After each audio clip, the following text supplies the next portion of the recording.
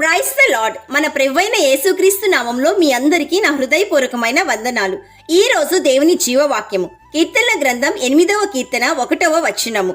యెహోవా మా ప్రభువా, ఆకాశములలో నీ మహిమను కనపరచువాడా. Psalms 8:1. O Lord, our Lord, your glory is higher than the heavens. ప్రియ సహోదరి సహోదరుడా, యెహోవా చాలా శక్తిగల దేవుడు. ఆయనే సృష్టికర్త.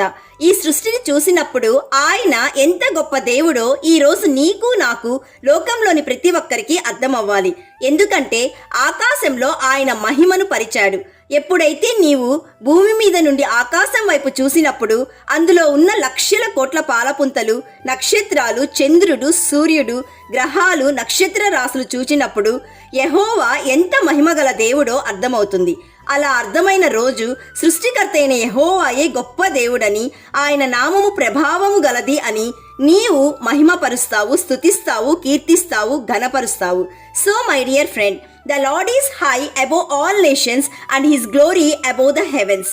కాబట్టి ప్రియ సహోదరి సహోదరుడా, అంత గొప్ప దేవుని కృపను ప్రతి క్షణం పొందుకుంటున్న నీవు నేను, లోకంలోని ప్రతి ఒక్కరూ దేవునికి నిత్యము కృతజ్ఞతాస్తుతులు చెల్లించాలి. ప్రార్థన చేసుకుందాం, ఏకీభవించండి. యేసయ్య, ఈ రోజు మాకిచ్చిన జీవవాక్యమును బట్టి నేను స్తుతిస్తున్నాము. తండ్రి, నీ నామము స్తుతించుట ఎంత గొప్ప ధన్యత.